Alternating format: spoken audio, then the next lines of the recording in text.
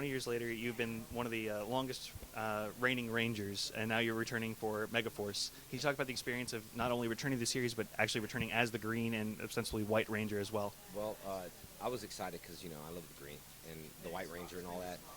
And I realized I haven't been in Green Ranger spandex for a very, very, very long time. And actually going back to see everything, the show's kind of got that magical, that magical feeling again from the show. And going back and it wasn't just going back working with the Megaforce guys, it was going back and seeing all the entire Rangers dressed in, in their costumes, like coming over the hills. And you start sitting there and going, oh my gosh, 20 years later, here they are, a ton of them. And it was cool. I remember being on set and get the whole set nice and quiet, waiting on my line or waiting for the return for me to say something. That was a little bit of pressure, but it definitely felt good, and I was just glad I could fit in the spandex again. So we know that you are suiting up as Green Ranger, and then at some point we see the White Ranger return as well. Yes. We're going to see you back in Red Zeo or in Dino Thunder as well? Yeah, I'm pretty sure. I mean, definitely my costume's there. I mean, I've definitely been saying, hey, there's me in the footage and, stuff like that. So, yeah, I'm pretty sure all those Rangers. So in terms of the fans, obviously, 20 years, that's a lot of fans. You've been very interactive with your fan base on Facebook and online. Can you talk about what, the fan base really means to you? Man, it means a lot to me. I mean, I was just talking about it before. Anything I do, I try to look from a fan's perspective, I think. You know what I mean? And when you meet someone, I want to make sure when you meet your hero, they are everything you think they are. And to me, I think not just having fans and having people go ooh ah. It's about changing people's lives, and it's about sometimes a fan will come in and upset or depressed or something like that, or I'll go on the Facebook upset and depressed, and I'll read something that they post to me, and it's just a two-way street. And I really think that without the fans, without you guys, I don't know how old you all are. How old are you? 29. Actually, 29. I grew up watching it, so 93. So I was 9. 9 years, 20 years ago, you're 9 years old thinking you're going to interview the Power Ranger guy. And never thought. If Tommy's still going to be alive. No, I'm just kidding.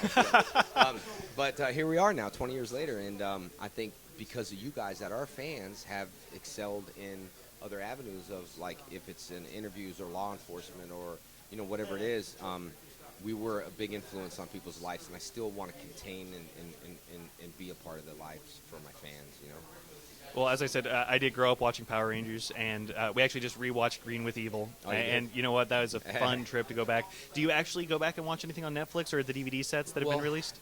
Yeah, my little girl does, and she kind of drives me crazy because there's been a lot. I've been going to a lot of cons and just promoting myself, and so it's like Power Rangers, which is cool. I'll never get tired of it. That's why I think my fans love me. They can ask a question, what's your favorite color? And it could be a million times, and I'll never say, well, I already said that.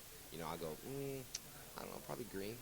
So my little girl's like, I got to watch Forever Red again, and I got to do this, and I got to watch this episode. And so she does, and thanks to Netflix, I think that really did boost the popularity of everything all over again. Just with the touch of a button, you can watch your favorite shows. Shout Factory actually just announced at Comic-Con the 20-year box set. I don't know if you've seen it yet. 98 DVDs of Power Rangers. Wow. In one giant Red Ranger helmet. Really? Yeah. Wow. For December. I didn't know about that. Yeah.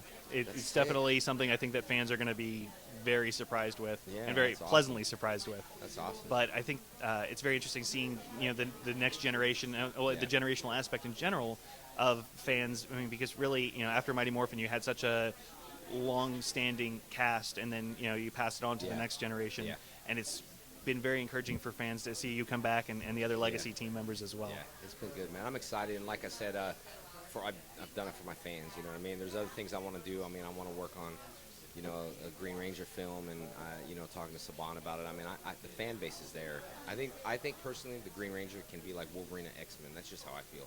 Beyond the franchise alone, I think the Green Ranger can handle his own franchise, and not only I think it can, my fans can definitely carry it because I got the best fans in the world. I really do. Not just for the whole Power Rangers, but for me and the Facebook, and I just love reaching out to people, and because of people like you, I'm able to reach the message to everybody.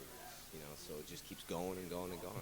Are you thinking like a Dark Knight style Green Ranger movie? Tommy's very gritty. Yeah, definitely, and that's what I want. I don't want it to be too bad for kids, but at the same time, not too kiddish for our age group, our age group, your age group, and And I think it'd be huge, man. I mean, a lot of people want to see it, and I know Saban in due time. You know, I've been talking to them a little bit, and we'll see what happens, man. I think it could be a huge hit. My fans would definitely be there.